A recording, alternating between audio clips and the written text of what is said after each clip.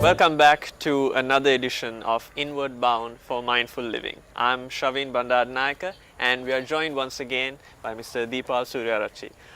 Mr. Suryarachi, last time we actually left off at least today when I look at things, at a very ironic point.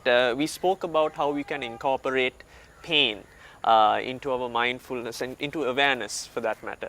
Now, I had a personal thing happen to me, much like most of the things that happened throughout the previous weeks as well.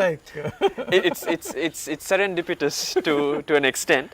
But you mentioned how exactly one can actually incorporate pain into the habit of mindfulness and being aware of things. I think we should recap that for the benefit of myself as well as our viewers as well. Yeah, nice to be back. And the pain is such a predominant feeling, right? Now what happens to us, as we discussed briefly the last time, we have a repulsion. We said, I don't want this pain. But if you can distance yourself from pain and observe it as a sensation, right? Now initially I know it is not possible to do this with severe pain, right? You might want doctors to treat you, but there are, like, to practice, if you can just see how the pain changes, right? When you are watching pain, what happens is you realize that the intensity changes. And then you find, say maybe your wound, if you just focus on the pain there, while watching that you will realize there's some other pain in some other part of your body. That is one aspect. Second thing is, you try to discover this dislike towards pain, right?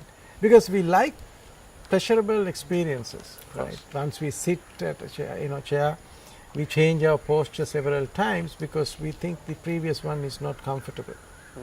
Pain is the opposite of it. Now, if you keep practicing this for some time, then you will develop this ability to look at pain without getting involved. You need to try this. You can listen to it and it doesn't make sense. But when you practice it, you realize that, okay, I can look at my pain.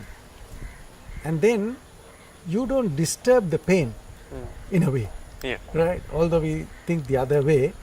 But then what happens is it loses its intensity. Right? That's one aspect of when you look at pain. Then when you learn to observe pain, it teaches you something far more useful in day-to-day life. Like, for example, when we are in stressful moments, right? We get stress when we know the challenge in front of me is bigger than the resources I have. Whether it can be time, whether it can be money, people, knowledge, whatever you take, when the challenge is bigger than what I can cope with, I feel inadequate. The moment you feel inadequate, the body thinks there's going to be a major disaster, right? Then we probably go back to the animal instinct of ours, which is this fight and flight behavior. And the body makes you ready because you have got a major challenge which you cannot cope up. So let's help this guy with more adrenaline, and that's how it happens. Then when this builds up, invariably you get some sensation, right? Some people get headaches, some feel sweating, some get burning sensation, some get backaches, some get stomach feelings of burning and not so steady. Somewhere 99% of the time you will get some physical sensation, right? And whenever I ask in programs and all, most people have said they get headaches. Now when you get the headache or when you get this burning sensation, right? Now that you have learned to observe this, if you can watch it for some time, then you see it changes, right? The moment you start watching that, something else also happens. You change the object of your observation. Now you are observing something far more tangible. You become aware of something other than what you. Exactly. Yeah. And then, now as you have experience, watching your breath and things like that, you come to that stillness a little bit, Right. right? When you reach that stillness, then you become aware of your breath.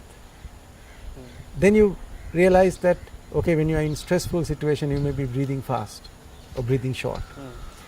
Now when you try to get these things, you find that you are a little bit quieter. And in that quietness, you can look at the situation far more rationally than emotionally. So just for my understanding as well, Mr. Suryachi, is it to some extent a substitution of one feeling with another? Because it seems like that to me. What happens is when you observe the physical sensation at the moment of stress. Now, normally, when you are stressed up, you don't realize that you are stressed up, right? But then suddenly you realize, I have this headache or whatever, right? Then what happens is, what I'm trying to say is, now if you are conscious about it, if you are aware of this, Yeah. then you can take a break and then start thinking. Okay. Now what happens is, when you are faced with stressful situations, that situation overwhelms you. Right? You cannot handle it. Right? Yeah. So It sort of consumes consumes all your energy, Yeah, and you don't yeah. know what to do. People say that, right? Yeah. I don't know, I didn't know what to do, and I cannot think of a solution. Yeah. So then stress builds up even more. Ironically, again, one of the reasons for this as well. Yeah, you was telling. Yeah. So then what happens is, you get this composure. Right. In the composure, right, you can decide what to do. Now, if you look at some of these very well trained martial artists, what they keep constantly is this composure. Right. In that composure, they decide what to do.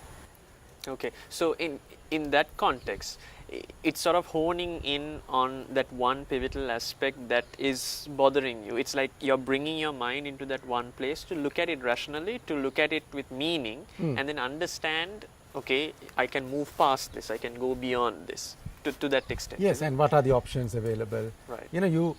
When you are in stressful situation, you don't think you don't see any options. That's Right. why you are in. Now, we spoke about two things, however. We spoke about stress as well as pain. Yeah. So you're suggesting that both of these things go hand in hand because you tend to not want to have those things in your life, right? Yes, that's one aspect. But you're approaching it in the same way pretty Yes, much. because why I brought stress to this is these physical sensations are manifestations of the stress. Right. Right. Through that, you become aware.